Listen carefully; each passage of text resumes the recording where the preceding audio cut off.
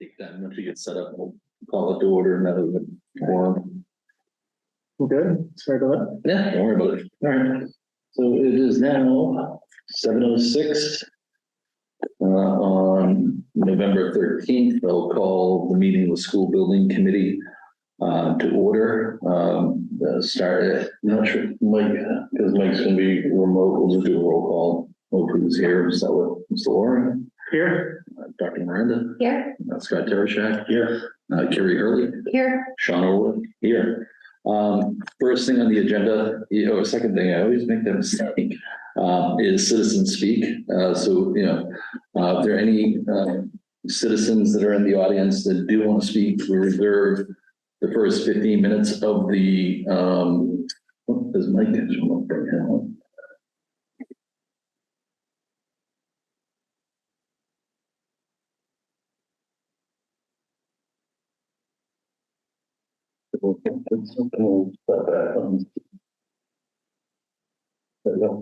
Hey, Mike, can you hear us? I can. Can you hear me? Yes, sir. So, yeah, we're just starting off with citizen speak right now. So just leading into that portion of the agenda. So for any of the citizens that are in the audience that do want to speak, we just ask that you raise your hand. We reserve the first 15 minutes of the meeting for citizen speak. We ask that you limit your commentary to 3 minutes, and then please say your name and address just for the minutes. And Mr. Jackson, I see your hand is raised. 1 second.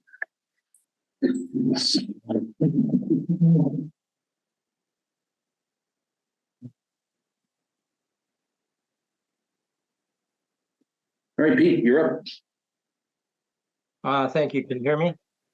Yes, sir. Okay. Good evening. I'm Peter Jackson from 14 Capon Street. I've been following the discussions of the select board that have been having with the State Transportation Department concerning the proposed roundabout at the Randolph Avenue Chickatawbut Road intersection. I'm delighted that MassDOT has agreed to undertake a Route 28 corridor study and expand the scope of their analysis for this important project and that important arterial in our town. It seems to me to be the perfect opportunity to consider the establishment of a school zone with reduced speeds, sidewalks, a signalized pedestrian crossing, and perhaps other measures to enhance safety. This will allow a more comprehensive consideration of the 6-acre municipal parcel on Randolph Avenue as the location for the proposed new middle school when the current Gile Road proposal has proven unsuccessful. I encourage you to endorse that effort to give a more complete analysis and consideration of the Randolph Avenue parcel. Thank you. Yeah, thank you.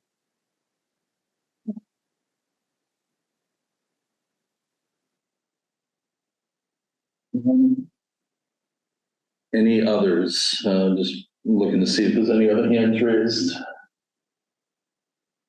There we go. Pete lowered his. All right, not seeing any others. All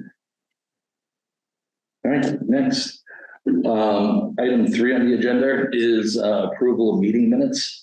I apologize. The meeting minutes for the 12th, I think, were sent out previously, but we never voted on them. And then I sent out the ones today on the regarding September 29th.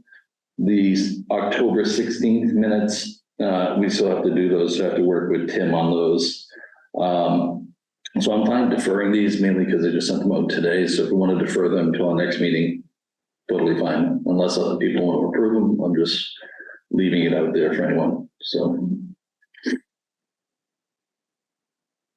I didn't get a chance to review, so I don't know. Perfect. Yeah, the opportunity. That's perfect. Okay, so we will move on those and not vote. I think one of the ones sent today was from August. Well, no, the title on the email was August, but the minutes, when you look at the attachment, are the 12th of September, I believe. I think it was the opposite. Was it? Yeah. Okay. Yeah, the email said the 12th, but the minutes were from August. I'll check that with Tim. All right. Item 4 on the agenda, or 4A, is discussion update of our project timeline. So I'll just share my screen for a minute.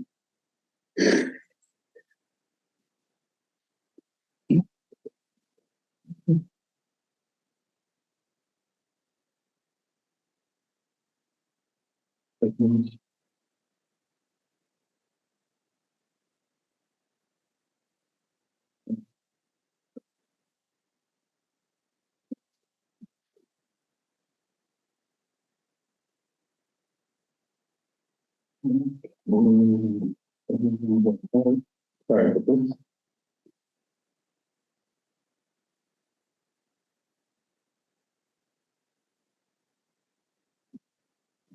Yeah.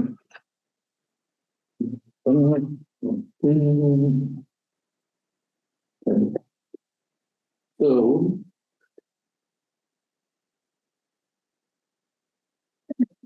That's where.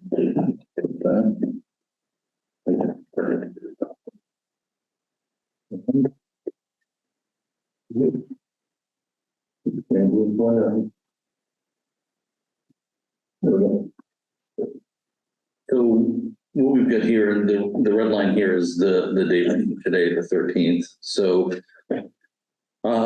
first thing, review, and we'll touch on these otherwise, but the docs to the executive office of energy and environmental affairs, we're working a dual path on both of those.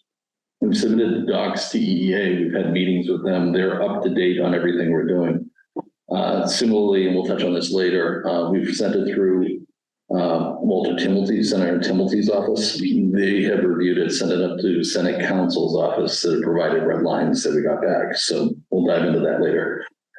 The portion of it is the stuff with the EEA submission, we're on track. So for the schedule of everything that we're looking at. I know on here it has us meeting with EEA for the 3rd time. We haven't been able to meet with the EEA. We've asked multiple times, but with the track that we're going on with Senator Timothy's office and EEA, we're on track, and I'll touch about that later on one of the agenda items. For school building committee, the stuff that we've had through here is mainly onboarding the OPM. Tonight is our first meeting with our OPM, so Sean Burke is on the call with us tonight. We have an agenda item to review and approve or recommend to the select board approval the contract with PMA Consulting. So the good thing is for this part of the timeline, again, the work that we've had to do to get to this point to onboard OPM, we're right on track. And I think that was it. Everything else after this is kind of some of the stuff I want to talk about tonight, to like dive into the architectural RFS, start laying out that schedule and getting into that stuff. So in regards to this initial schedule that we put together for the project, any questions or comments on there? If we look at the very top, there is a line there that is in red. We scroll down a little bit, and I think it's slide 17. 17? What's that? That's a special legislation. So what happened with that one is we drafted the special legislation with the town attorney. That's what's got sent to EEA, and that is also what got sent to Senator Timothy's office that they commented on. So it's the actual language of the special legislation. So that was due back in August. It has 8/6. I'm not sure. Yeah, it comes in. We drafted that a while ago. So that check mark's all done. So we hit that mark, back in August. That's the stuff that's been going up and that they've been reviewing. Should we correct this to reflect that? To what? Showing up as red to me, but I thought it was a red flag. Should we correct it?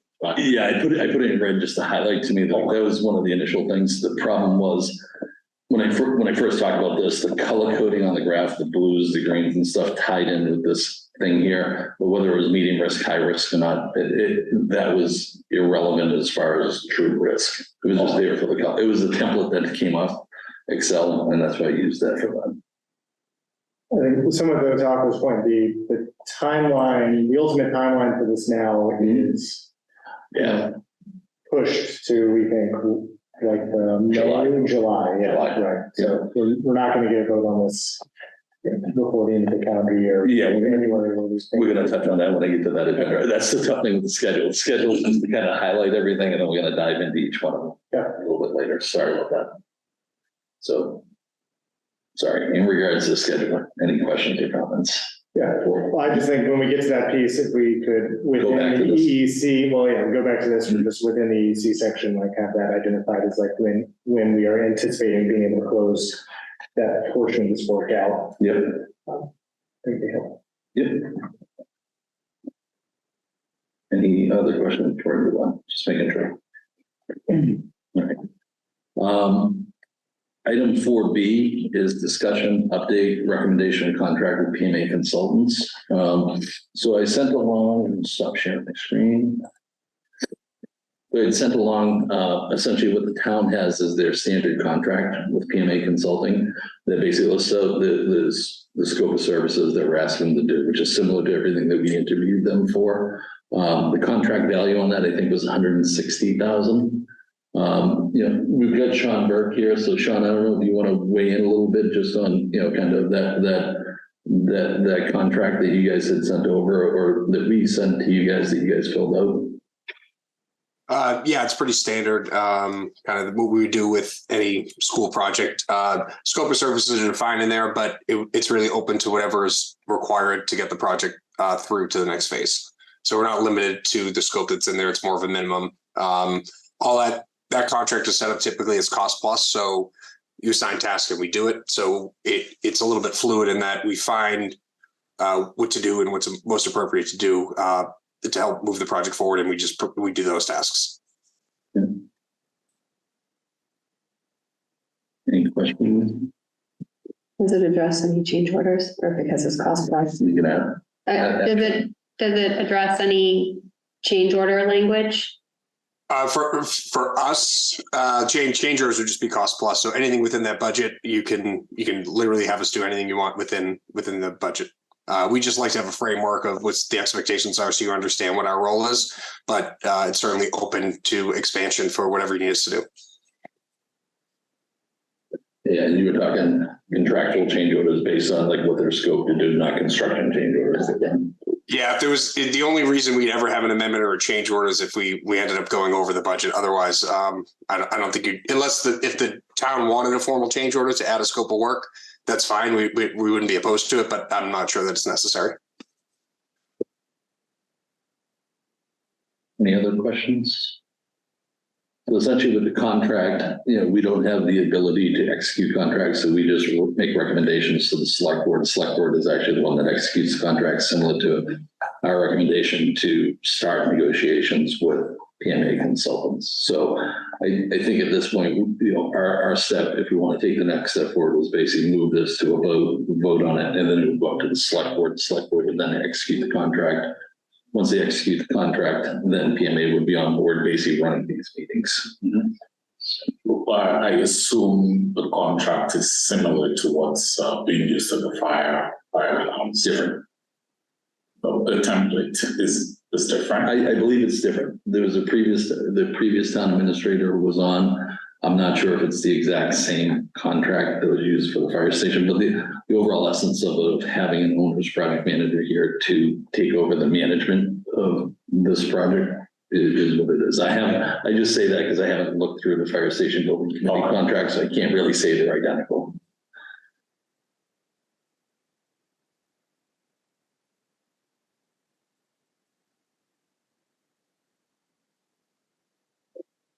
I'll make a motion to approve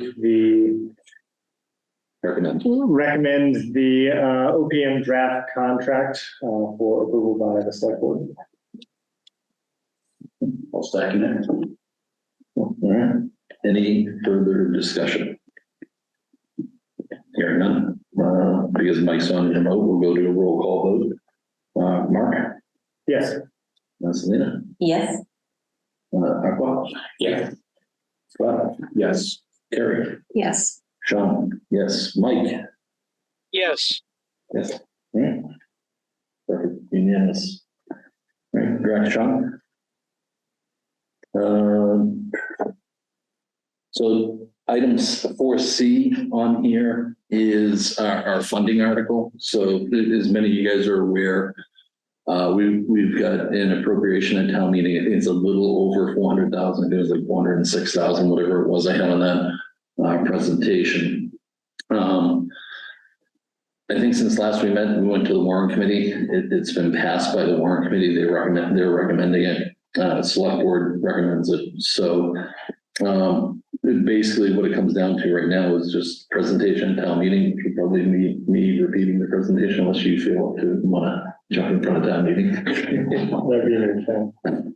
But yeah, I mean, the good thing with that now, it gives us additional funding and kind of ties into our upcoming tasks of like onboarding an architect and stuff like that. So, you know, open that up for any discussion and questions or anything like that, kind of leading up to town meeting. How much would we be asking for? I think it's 406,000. It's 405,000 change. That takes us to Total is 681, I believe. 680. Yeah. Yeah, we know, but that's what I mean. How long would that money last? Do we expect the money to last? So till the end of this feasibility study, no, it will last longer than May. So the intent of this is to onboard the OPM and the architect to run until most likely next fall. Okay. Yeah, but the goal, yeah, and we'll talk about this as we get into architectural services, is to onboard an architect early in the year, let them start running with design, and ideally have something end of the summer, September, that we can put a view into what it looks like whatever concept it was before the DRA had, it might be something totally different, a much more refined one that will allow Sean to price it better. So at the end of this exercise, we'd have a really good cost estimate and a good schematic design that would kind of tie everything together. Thank you. Yeah.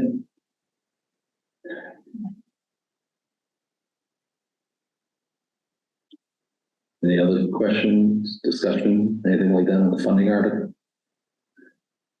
All right, hearing none. Item 4D is the land swap. So as we're talking about, I'll pull the timeline back up just for purposes, because we were talking about it earlier.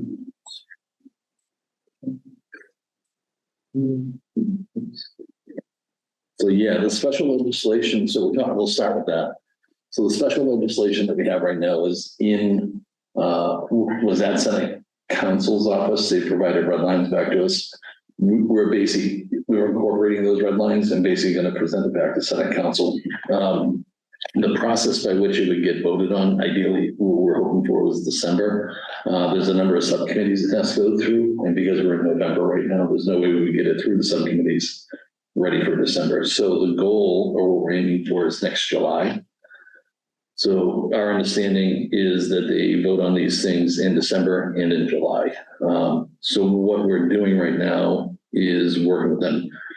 Part of it falls into, along with the special legislation, we have to get the appraisals done. So there's a contract already executed for that. The appraisals are underway. And then the alternative analysis. I didn't have it ready for tonight, so I couldn't put it on the agenda for a vote. But essentially at our next meeting, that's my to-do. I'll have that done. Basically, I've sent out the initial draft and I received comments from that. So it's mainly just incorporating those comments. So the intent of that is have all those deliverables done essentially by our next meeting. I believe the appraisals will be done because it was a 45-day window that Nick put on that. And I believe it was supposed to be soon, like mid-November or something like that. And then with my alternative analysis along with special legislation, that's everything we have to get to EEA. There's potentially, they might request a survey of the parcels up on Randolph Ave. And if we have to do that, BSC has given us a scope for that, and we would have funding with what we have under our budget right now. Don't we already have stock survey? Of Gile Road. Oh, Yeah, the additional parcels that are up off Randolph Ave, which are basically the stuff between Granite Links and Randolph Ave off the access road, those ones that we added at the end, those we don't have survey for. typically they accept record plans from the town. And we haven't heard differently, but we're just waiting to get back with them. That third meeting we're supposed to have with the DEA, that's one of the things we want to confirm with them, because it was kind of left in the open last time we talked with them. Mike, I don't know if you have anything else you want to weigh in on regarding the DEA or any of the discussions.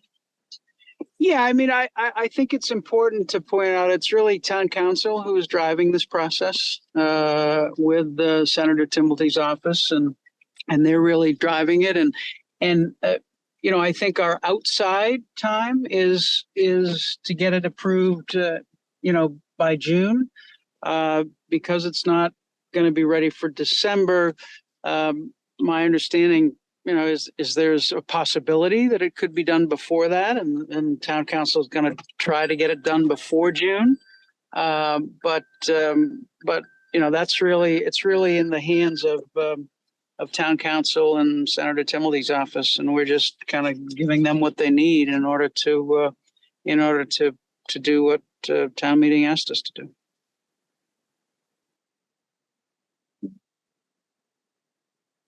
So essentially our goal is by next July that the legislation or the execution of that would be done, so that way it basically be formalized at that point.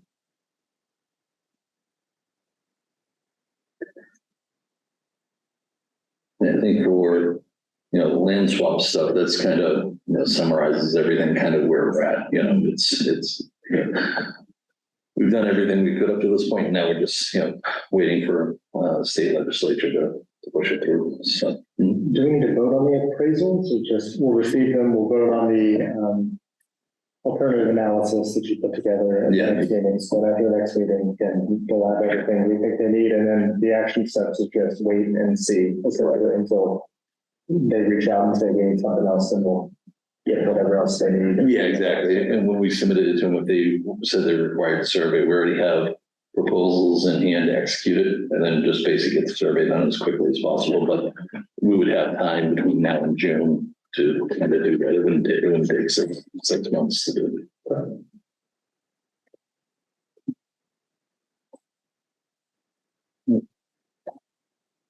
All right. Item 4E, which is MSBA update. So MSBA, there's no update. So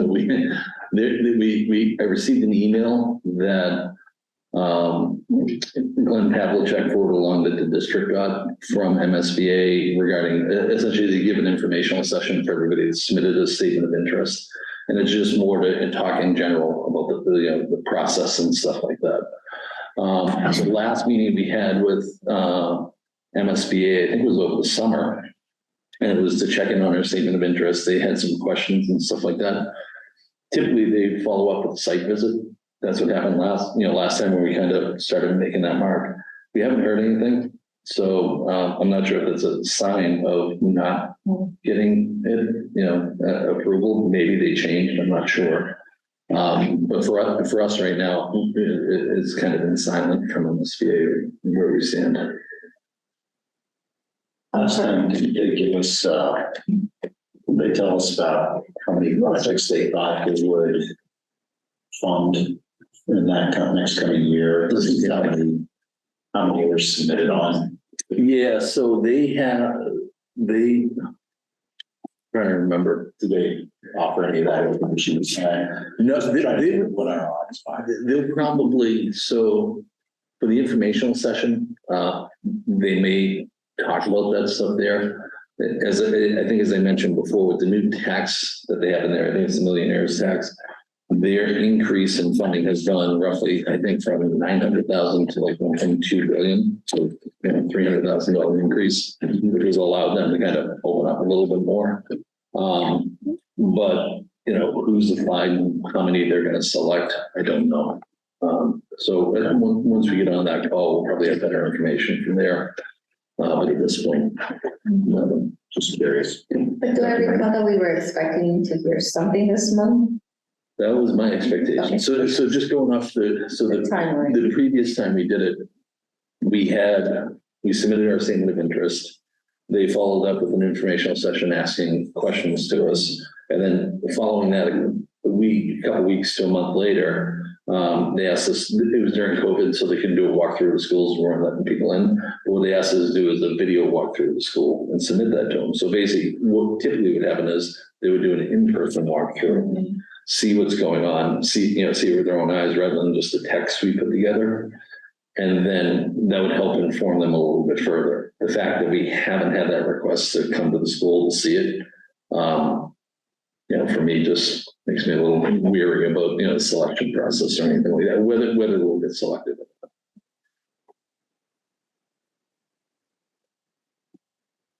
Yes. Oh, good. All right.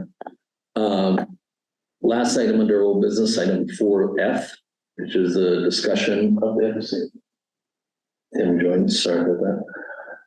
Item 4F for architectural services for Gile Road. So this is, I think, one of our big things, or our main topic for tonight is to touch on, we're gonna have to draft a request for services similar to we did for an OPM. And if you recall, we started that probably end of August and ran that through September, October, and we're finally on board, an OPM a couple months later.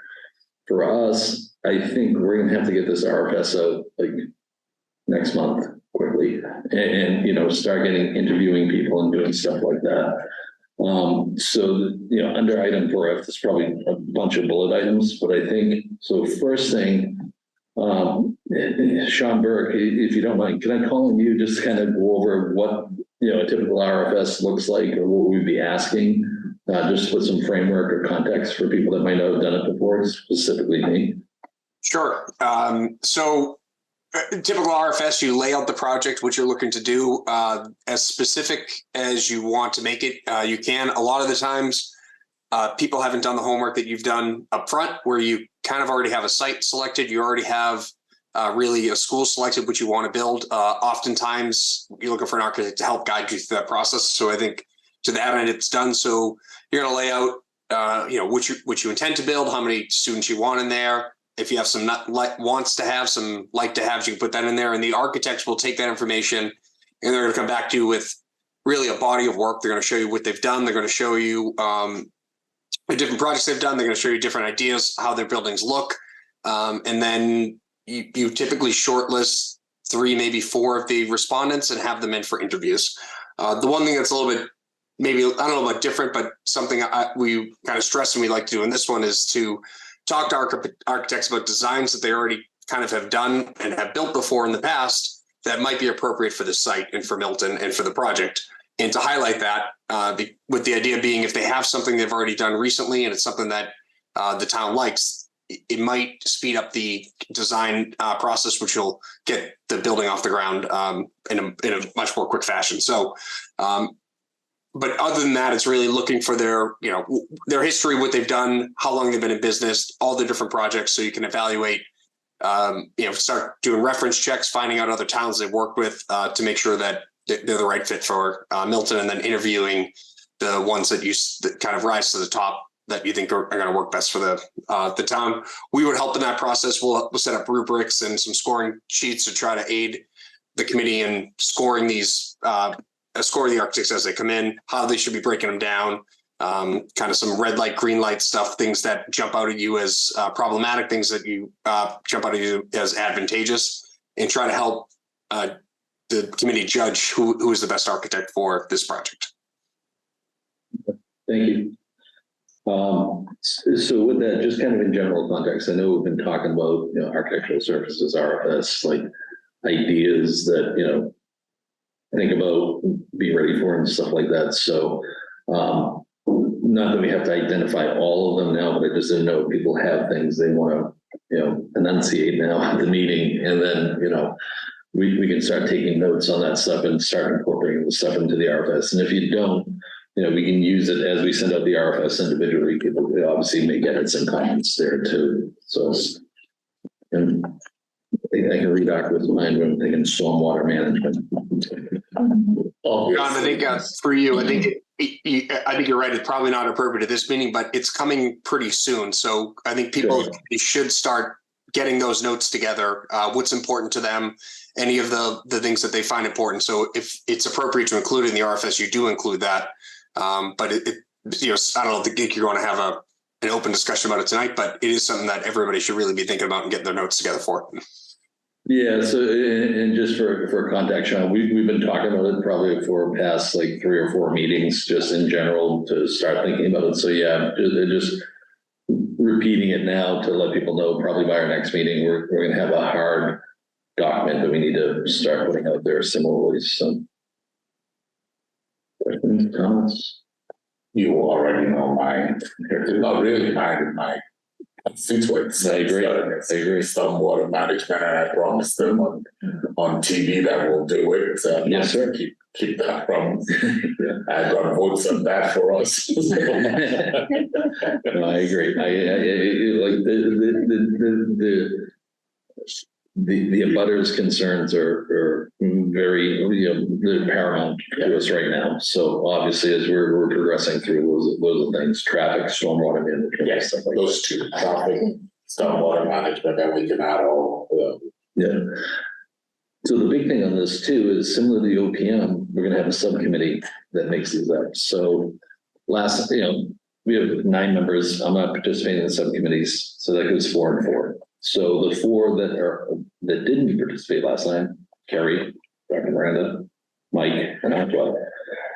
Do you guys want to participate this time? If you don't, that's totally fine. It's just offer the opportunity there. The other 4 will probably work with. I talked to Glenn Pavlicek. He's meeting with Peter Burrows to kind of go over. There'll be 4 representatives from schools, principals, probably a preschool coordinator or something like that to kind of weigh in on that stuff. So that's kind of the makeup of what I was thinking for the subcommittee.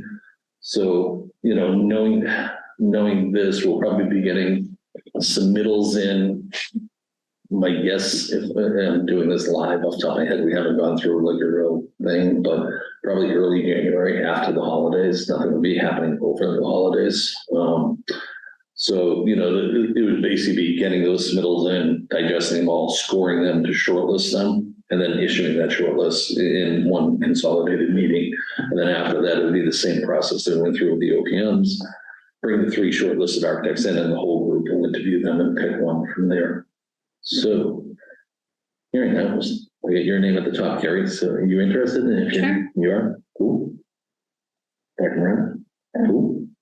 Wait. I mean, it's not an expertise that I have, so I'm happy to refer someone with more expertise. Yeah, and the way I made it up before was, remember, so school committee representatives, select board representatives, so not you, I'll probably ask Glenn. I'm sure Glenn will be interested for the architects. On this one, you might want to have, I don't know if you want to, just because it's so focused on how the school is going to be set up. But, Glenn's the only architect we have on the board. oh, I see. Yeah, so yeah, you want. Yeah. You want. Yeah, and we're gonna. You want him over me. I'll check with him. Yeah. I play one on TV. Do you? Nice. Sometimes. I heard.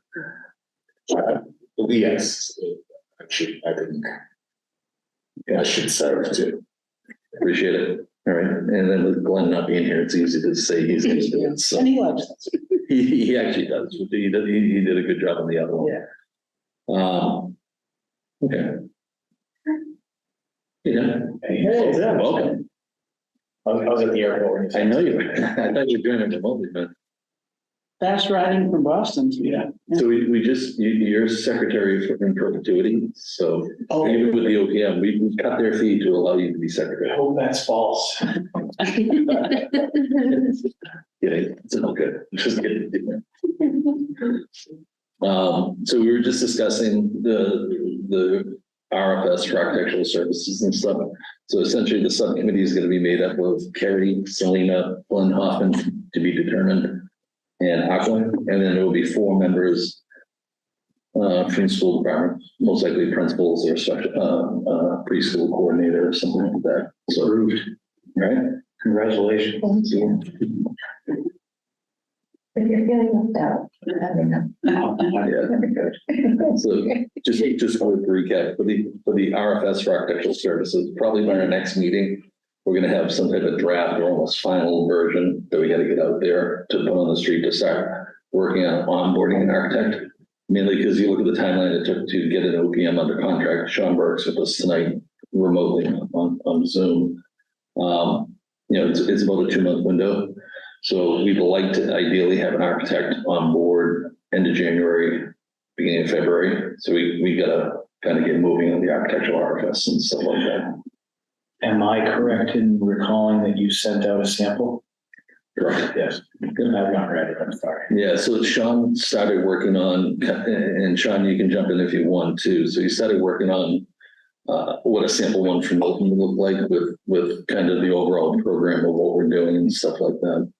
So it's a draft one that I sent out. We're still going to get Nick to review it, weigh in on it too for contractual language, and then town council, their office to look at the contract. Yeah, the question is, what contract are you going to use? You can use the basic contract for architect services through the MSBA, which is a pretty standard contract that you can pull out MSBA specifics if it's not an MSBA project. And then if you're not using an MSBA designer selection panel, the town needs to adopt designer selection procedures prior to advertising the bid. So it's pretty straightforward. There's nothing really challenging about it. It just has to be done. There's a process that needs to be followed and needs to be done in order. Okay. Thank you. Yeah. Can we just walk through the timeline? So if we want them on by January, we'll say February 2nd, right? That's a Friday. Mm-hmm. Do we have when are we? Well, again, once we post it, we need to give 3 weeks for responses. Mm-hmm. And then 4th week would be in-person interviews. And we make the decision there, make the recommendation to the select board. Maybe that week, maybe the following week. I mean, we're going to hit the holidays here, so it kind of depends. Assume that's like all together kind of 5 weeks from the point in time we have the RFS. How long is it going to take us to put together the RFS? I think it was a little bit longer than that. Yeah, no, 5 weeks for sure. I think we had a week or two to evaluate and make recommendations before we even got to the interview process. Yeah. Then we had to go through the interview process and make a recommendation to the select board. And then I think it was 6 weeks. I bet it was closer to 8 weeks. So I'll lay out the. We don't have 8 weeks to get I know. No. Well, I mean, that's where, for me, this is becoming more real quicker. December is coming around of like, we need to, the math you're doing in your head where you're going with this is why I'm like, we're going to need to jump on this, fairly quickly. So I'll be talking with Nick leading up to it in our next meeting. When we get there, my goal is to kind of have one solidified. So I'm looking at the overall project schedule. When we put the RFS into the central register for OPM was the 27th of October. Of August. Sorry about that. So if you look at that, beginning of September, call it, and now it's the beginning of November. So it's 6 weeks. And that was from when we issued the RFS. So we still have to get to that point to build it up. So I think for us, knowing it specifically it's going to be over the holidays, too, it's probably going to stretch longer than 6 weeks because you're not getting many people able to respond to things that quickly. So I think for us, a realistic one probably isn't February 2nd, but the end of February. So I would think we can put it together pretty quickly. The outline that Sean sent out is a real good baseline. It's drafted well. I think we need to customize it a little bit for our needs. There's a lot of things in here for a feasibility study that we have to balance with what we think we can get done for our budget. Yeah. So, maybe prioritize the things that have to be done for the budget versus the things that we can let go a little bit longer. But other than that, I think it's, and maybe the other thing we need to do with it is put in that specific timeline of our goal to get to what are the things that we need to get through town meeting and approval. Correct. That's really what this is all for. So if we can highlight that and put that timeline into it, I think there's not much else that needs to happen with it. It's pretty good. The one thing that came up when I was looking at the RFS is And I think we do want to do this, and I'm open to suggestions, but, most of the time when we ask for the additional funding for this, we assumed a 25% discount on, because we're not going to go with the duration that we would do for these things. I think it would be good to kind of list, and we have to come to some agreement, probably by our next meeting, but we can discuss it now, is what that contract value is going to be. You know what I mean? Because we've got PMA now. Once we go up to the select board with this recommendation for 160,000, we have other things that might come up for appraisals and stuff that would, take out some more of that funding. What do we have left over? And how much do we want to spend? Do we want to spend all of it on the architect right now for this? Do we want to spend a portion of it and keep something in case something pops up? Because I think, as everybody knows with this project, there's always something that pops up. And having a little bit of money in reserve, because I don't, I'm not anticipating in May to ask for additional funding again. So this type of funding that we have would at least have to ride us out until next December, or even further to next May. So after we execute this contract, do everything there, what additional funding do we need to keep in reserve to kind of make through, call it September till the following May, to, if there's anything that would come up. So those are the type of things for us, I think we need to look at, and we're talking with the architect, or thinking of this RFS, what dollar value do we want to put on it, and figure out, how much we want to keep in reserve, to what do we spend it all, and then, see where we're at the end of the day with that too. I don't.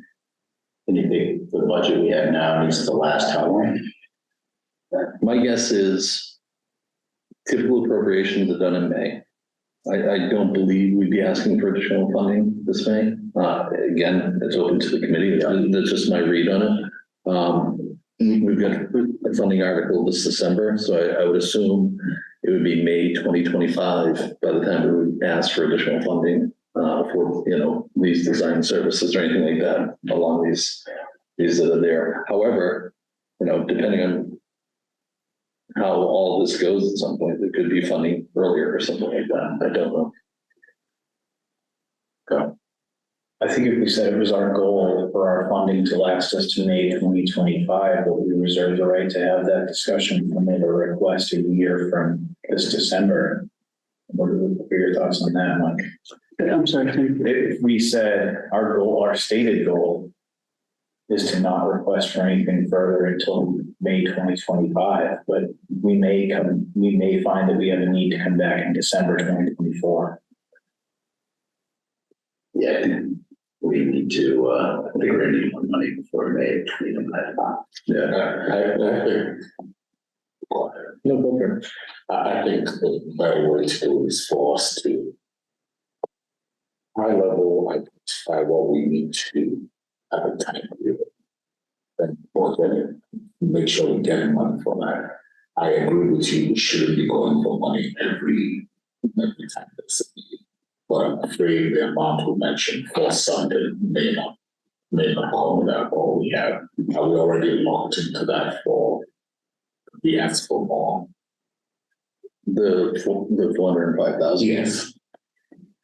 Can we ask for more? Can we amend for more? Potentially it could get amended, but I think that would cause, some probably controversy. If we would amend our number or ask, they would go through all the votes again. I'm not sure the support would be there to do that. That's just my read on it. But we could. The back end is what you suggested. We need to ask for the architect to whatever we can find. Yeah. I mean, I think what we've said is that this is the amount of money that gets us through the architect and gets us through the architect, presuming that will be done by the end of the summer and then the fall. And then the question is, at that point, you've got your estimate, right? You've got your design and you've got your estimate. So the issue is joined. So we may be ready just to go and go to town meeting and ask for full funding. So that's the big ask. It's the big ask, Yeah. yeah. And so if that's ready at the end of the summer, and conceivably you could do it next fall, or later. And that is, if we wanted to spend all the money and go go for it, that's kind of, what we could do. So that's what I'm wondering, sort of to think about sort of the big ask. Yep. When's our goal and how do we work from that? And I think, we both are sort of like, we would like to do it sooner rather than later. And so I like the idea of sort of trying to aim for the fall. And then we're ready for that. yeah, I mean, a big ask would be, town meeting and then a vote, Right. right? So, I mean, conceivably, we do have a vote in the fall of 2024. November 2024, there'll be an election. Right. And we certainly wouldn't want to spend more money to have an election outside of normal town elections. So if we have an election in November, that would be an opportunity. If that's really. I like your thinking, I think everybody does. My question is, the money will be lost. Will it take us to having the right document to make the big ask? Or will we be left with, we wish we had 50,000 more because of that, we can't ask them because we don't have the information necessary. Are we sure that this 405 will take us there? I think the idea was this would get us to the point where we have a design and cost estimate, which is really, I think, what we need. SD level design. Yeah, for the most part, it's going to be more than a feasibility study because we've done a lot of the feasibility kind of study baseline there, but probably not a full 30% schematic design. But essentially what we're looking for at the end of these two contracts, the one we have with the OPM and the one with the architect, would be a set of construction documents so we can put a hard number to, a realistic, here's what we want to build, have that hard number. And then, once we have that stuff, I'm not sure why we'd have to spend more money, you know what I mean? Because we would have the information we need to make that, call it the big ask.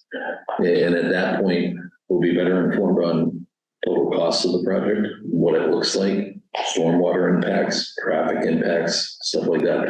Basically, the ability to answer some of the questions that came up. The big ones, as I've always said at every presentation since I started on this, where is it going? How much is it going to cost? We know where it's going. We just got to figure out how much it's going to cost. And that's what this next effort's for. And I think the last part, which is the impact, right, to sort of the butters, the immediate. Correct. We need to be ready to answer that.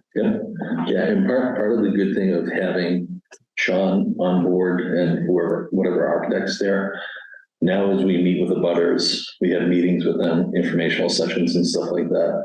It's not us guessing on what's going to be constructed or stuff like that. It's the actual people who are designing it and constructing it, not constructing it, but designing it and managing it. They can answer those questions and hear those concerns, so even though we'll be relaying.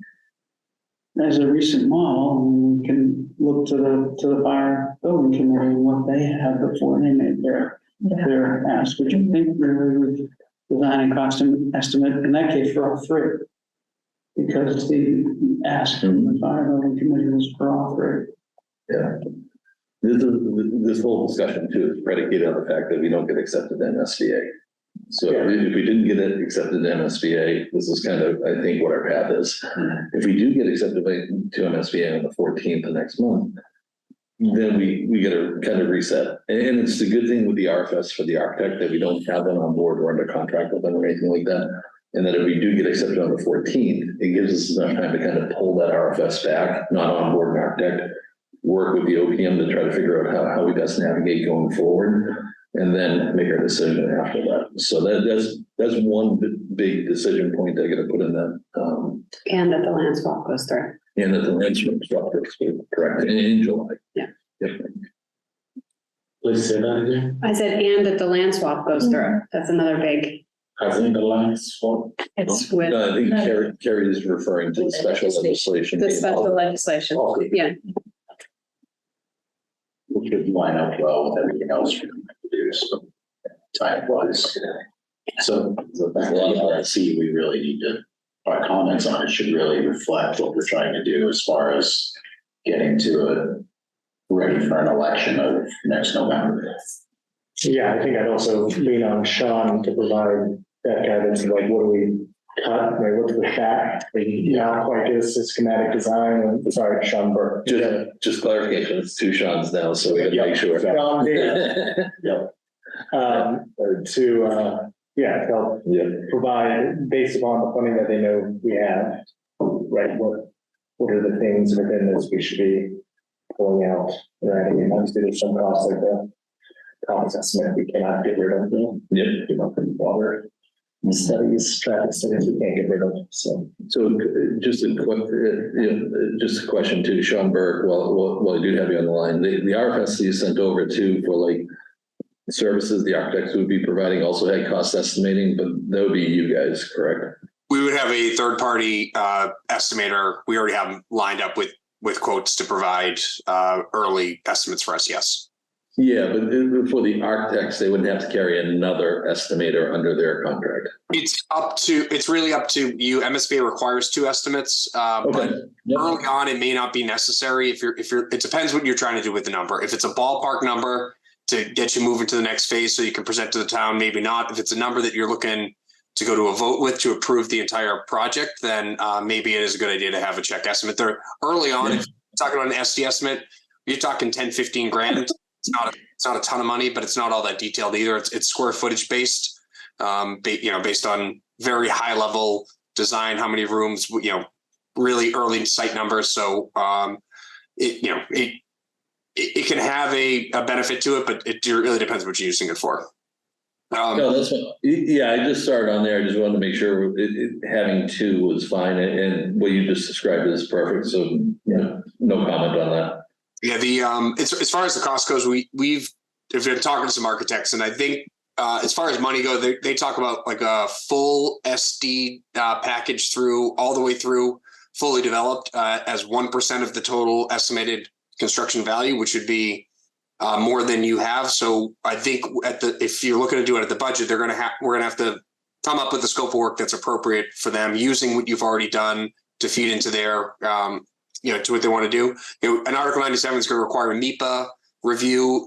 It's just by statute. It's going to require, and then this site's going to require a lot of study. So it really depends how much upfront you do. If you don't have the money, you're going to have to do that in a later phase, which is okay as well. But just to tailor the expectations to the funding available. When we talked to some architects early about this project, they would want to do even more than a feasibility study over the next 9 months. They would take you all the way up to maybe a DD. But the amount of money to do that is significantly more than I think what you're budgeting for, because in their minds, they're looking to push the project and get it as fast as possible. But I think the committee is probably correct in that if you don't have the land under agreement yet, that might be a little bit premature, because you don't want to go ahead and start designing a building on land that isn't yours to build on by right yet. Yeah. But I think by the time we get to May, we'll have a pretty good idea of how much funding we need. I think that's correct. And we'll find out a lot going through just bringing on the architects. I think a lot of the interviews need to be based on what services they can provide based on how much money we have.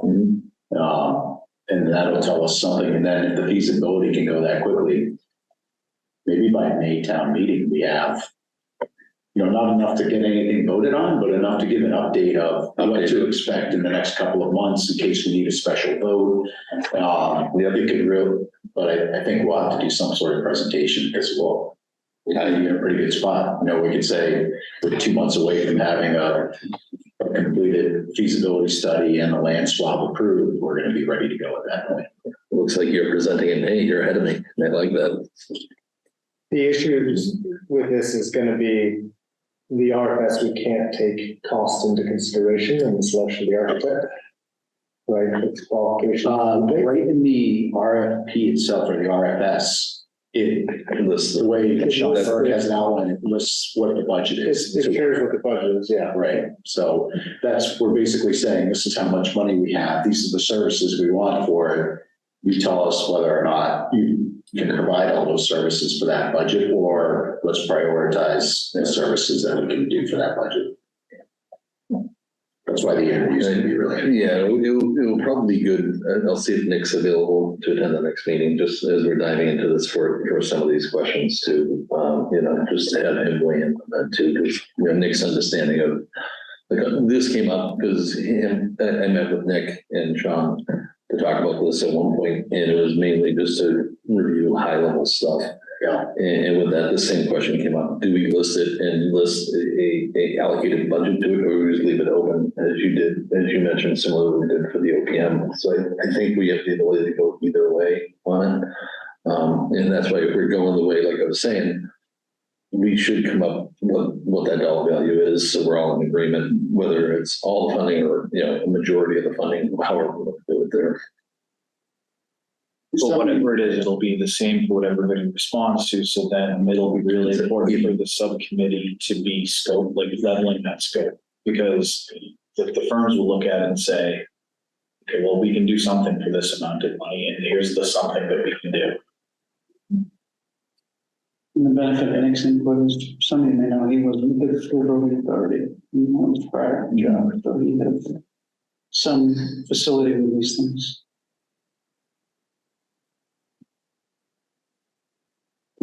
Any other questions, comments on old business? That was the last one. Sorry, when's our next meeting is, at our next meeting, for the architect thing, we expect to have a kind of initial draft from Sean Burke. I think that would be our goal, between Nick and Sean. Yeah, because the previous RFS was developed by Nick and his assistant Colin. Colin's no longer here. Yeah. But hopefully after the next select board meeting, they'll PMA under contract. Yeah. So we can start. John Burke, sir, please start this. And then between him and Nick, they can work together on the town standard language, have the town contract officer review some of the stuff that's there. I think the big one that Sean Burke mentioned is the MSBA language. Do we keep it in? Do we keep it out? You know, we're trying to find some hybrid in there that allows us to escape from it if we're not selected. Yeah. So we'd have a draft on the 27th. We discuss it.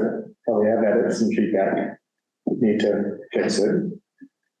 We probably then want to meet the following week because we need to finalize the draft. Do we need the select board to vote? I can't remember. Well, the following week is town meeting on the 4th. Yeah. So I think our goal would be on the 27th to have it final. So, you know, work with Nick and Sean, get, you know, as Scott was mentioning, we have kind of a good draft there right now. Yeah. Put it together, and then through individual emails, not group emails, for that, send me your commentary. So typically I always send these out, like, as you saw, is BCC everybody, so nobody can reply all. So there's no meeting log thing. Everything comes back to me as individual edits, and then we can kind of run through those, incorporate stuff that's there, and then ideally on the 27th have a pretty final one that's there. And if we have to make live edits there, we can make live edits at the meeting too, you know what I mean? Or friendly amendments too. So it's Thanksgiving there.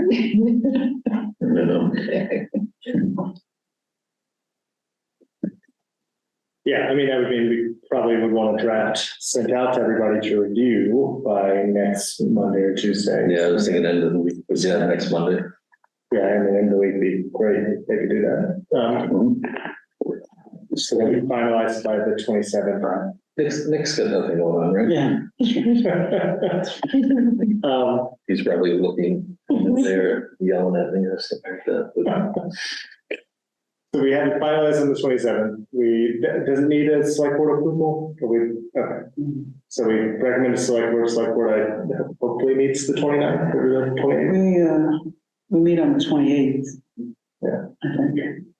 Okay. We meet on the 28th. So it goes out the bid it's posted on like the 29th, 30th.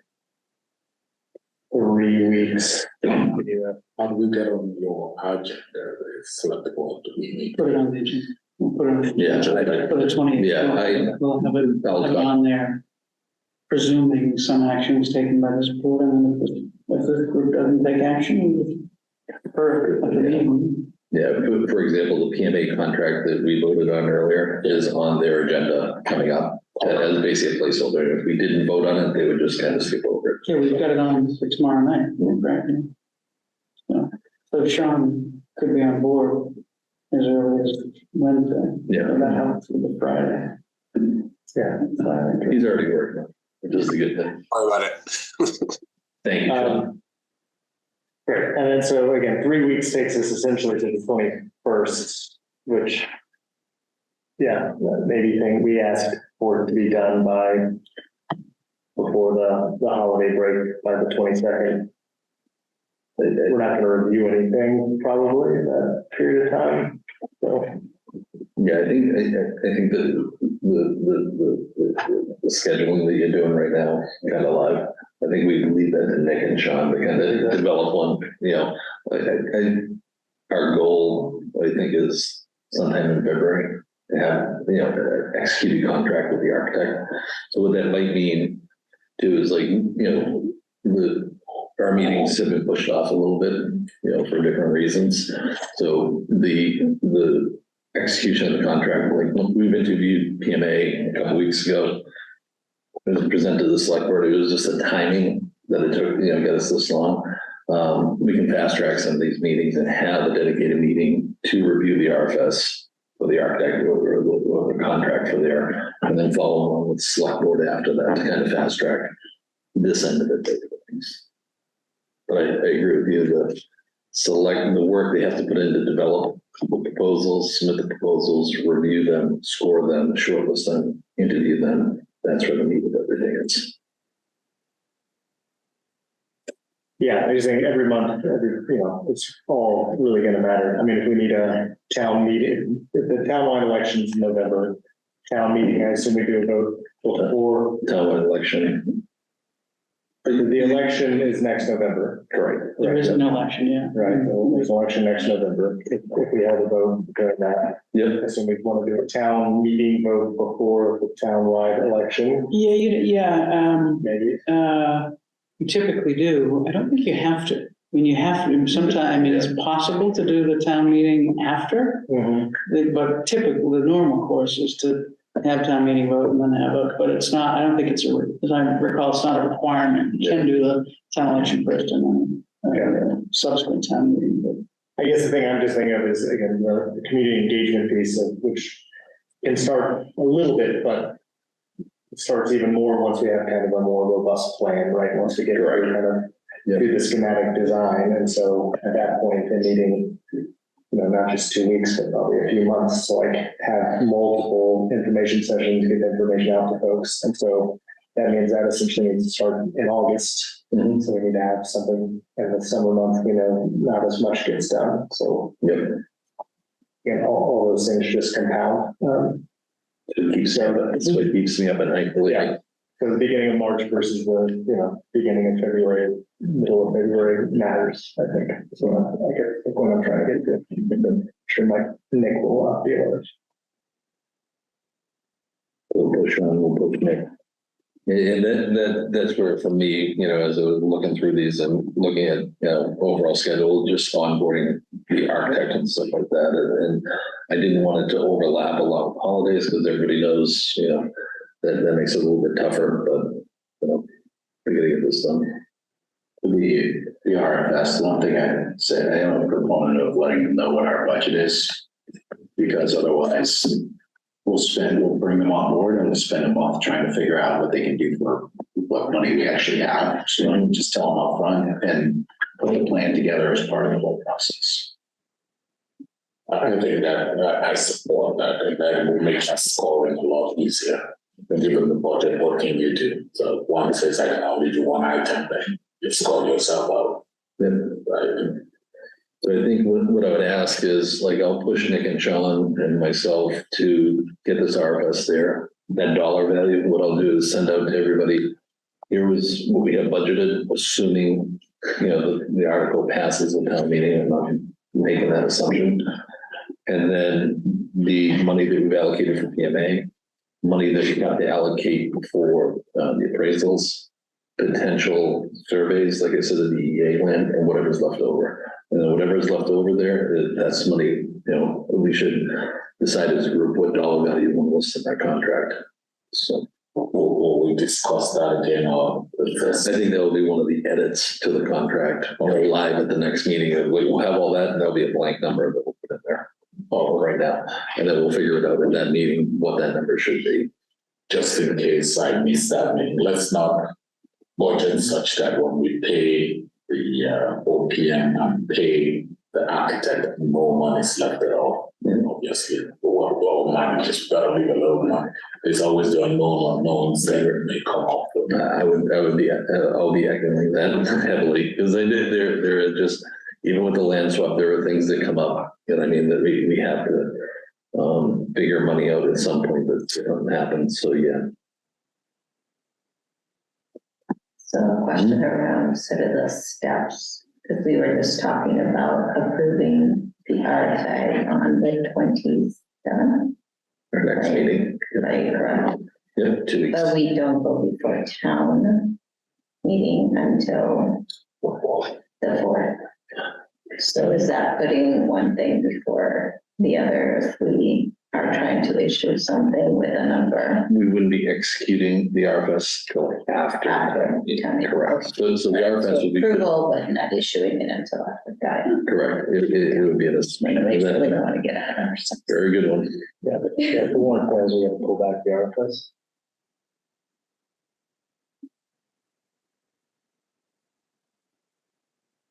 Any other questions on the architectural services? Seeing none. Right. Item 5A, school committee facilities subcommittee update on temporary space. Over to you, sir. Great. It's called the Facility Advisory Committee, not a subcommittee, and that's important for the warrant. Yes. So Facility Advisory Committee is a group of members of the school committee, the school, public school system itself, like Jim Pavlicek, and Peter Burrows have been attending, and then members of the community, parents that are engaged members of the community. So we did walkthroughs of all the school sites earlier this year, did a full day visiting, looking at things, been talking about temporary space. We're working on the capital improvement budget, facility capital budget with Chris Hayden, the Director of Consolidated Facilities, and Peter Burrows. We had an initial plan that we didn't think was kind of robust enough as it related to potentially developing some temporary space needs. We're trying to find some funding to do something with the fourth floor of Cunningham. That seems to be kind of unanimous across the committee to look at that. The other thing we're talking through is just other ways to kind of pull out ancillary services from the schools, given the schools are so tight. Other ways to get the space back by pulling other pieces out, such as central office from the high school to give the high school a little more space. I had a meeting with Milton Access TV. I haven't shared this update with the Facility Advisory Committee yet, but talked to them about their space that they have at Pierce. So things like that. And then the third area is like, are there alternative sites we could temporarily put part of our programming, such as the pre-K programming, off-site in order to gain some space across a few of the schools that would help at Tucker and Cunningham. If you help Cunningham, you kind of help Collicott by connection. So those are the things we're all kind of simultaneously investigating and working on. But the key thing that's coming up in our meeting on Wednesday is the capital improvement budget and kind of what we can do to get some funding that then we can put towards this. Member Varghese, the other school committee member, is the other school committee member on the committee with me, and I've also been looking into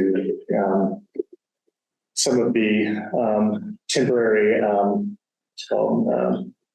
pods, modulars, and like have to talk to a couple companies about that. That hasn't, to this point, seemed to have gone anywhere due to some costs, but still something we're looking at and looking at. But all the principals continue to, I believe, bang on the table, like just space is really hard, especially like just meeting space, office space, small group space for kids, not to mention just classrooms are getting bigger. Slightly easier to manage because you just make classrooms bigger, but you just need, if you have more kids, you can have more services, and you just need physical space to provide those services, and that's something that's not as easy at this point, given all the spaces we've taken up. So that's the update. Any questions? Not questions, but what you're doing is great and happy. Doing all this taken on that challenge, but maybe we want to draw from past history. One of the roadblocks where people discussed things of this nature many years back was if I remember correctly, the bottlenecks were like where they eat, what's the right name? The cafeteria. So actually free up space, which would potentially allow more kids. The bottleneck then was cafeterias backwards. I'm not pushing back against it. I just want you to be aware. No. As you plan, you take that into consideration because you probably cannot expand the cafeteria. Yeah, Just take that into consideration. totally agree on that. Yeah, I don't see those as temporary space needs, because the only way to do that is to do enormous construction projects, to expand cafeterias across multiple sites, right? Or expand gymnasiums across multiple sites, or build new bathrooms across. And that's not temporary, that's very much permanent. And so to me, the solution to that is this, right? Is the building of the school.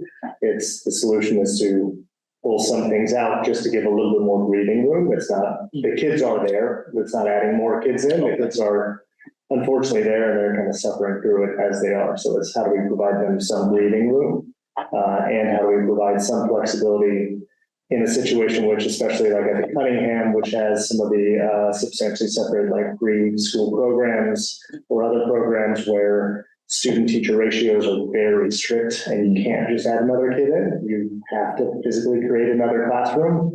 And so what happens, when we get two more of those kids, that just happens to push us over the threshold, and now it's only two more kids, but it's an entire another classroom and we can't put those kids in closets, right? There's all kinds of federal protections on those, so we got to put them in a real classroom and probably kick a different classroom over to the library or somewhere else. So like that resiliency piece is the other thing we're looking at, and so.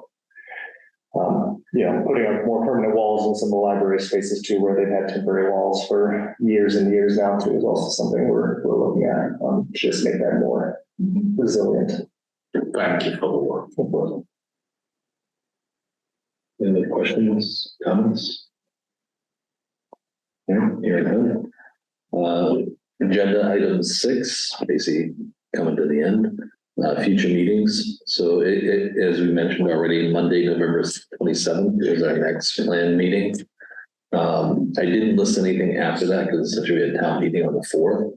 But I think, just to be safe, we'll probably hold the 11th, December 11th, as just a placeholder. Right now, we'll know better more on the 27th. But just in case everything for the StarFest doesn't kind of go as planned, I would just say expect the 11th just to be safe. We'll put it on the calendar. If we don't have it, I'll cancel the meeting quickly. Do we need to vote on the group for the subcommittee? Didn't we vote last time? Yeah, I don't have it as a vote on here. I just want to kind of discuss it. Yeah, but we should vote. We should vote on it. That'll be on the 27th. Yeah. And if you could just remind me of that when I'm putting the agenda together, like when I said the draft, if it doesn't have that on there, yell at me. And we couldn't vote Glenn on tonight. Might be in 26. Cheers for argument. You can vote Glenn on right now. I'll be fine with it. Yeah, I talked to Glenn earlier just to give him a heads up. He was meeting with the principals, and I just told him, I was like, for the subcommittee, this is going to be our ass. Like the timing was, he's like, yeah, I'm going to be into a meeting now. Perfect timing. That worked. So, so I think for future meetings, we're good. Any other questions, comments? Did you say December 11th? This is a placeholder. Yeah. That may be the second night of town meeting. Yeah, Monday. Oh, is it? Oh, so I thought it would be the 4th, and then how they could. Yeah, there was They're not doing scheduling any- issues. Yeah, they're not doing anything else that week. There was scheduling issues. Okay, if so, then later that week, not even later that week, I'm thinking the 6th or 7th. Maybe, yeah, okay, I apologize. And I was blocking out the week of the 4th mainly for town meeting, but if it's stretching to that, I think the 27th will give us a good idea of kind of where we're at. And then if it has to go to the 6th or 7th, which is the following Thursday, Wednesday or Thursday, we'll know that on Monday, and I can post the meeting pretty quickly. We have a school committee on the 6th. On the 6th, okay, so Town meeting will be just in and out. I don't see any There's reason. not much really, there's some Any kind of reason. ministerial things. Yeah, your presentation will probably be fun. Hopefully, yeah.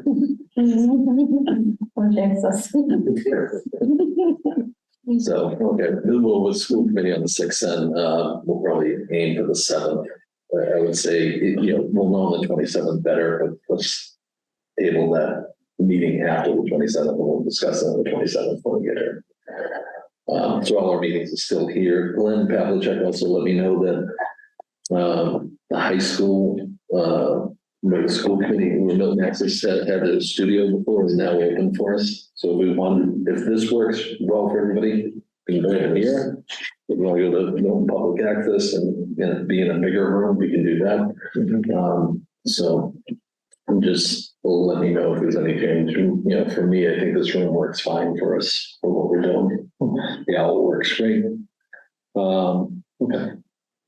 School committee's going back over there on Wednesday, so we can let you know if it's nice. You will be adding people though to your team. This could get tight. We'll have Sean and maybe I don't have some. Just throwing that out there. No, that's a good point. Yep. Because we don't have Glenn here, Yeah, the only one we're saying is Glenn, that would be a full table, so. but Yeah, and the other way is maybe we hold the 27th meeting over there if it works fine. Test drive it, see what, if it works, if we like it over there, it's more space, then we can do that. One thing, Glenn. put it into cold and flu season. I don't really want to be cramming in with a million people, just throwing it out there. No, that's exactly what I'm mentioning it. Yeah. Now, so, okay. They have good ventilation in there.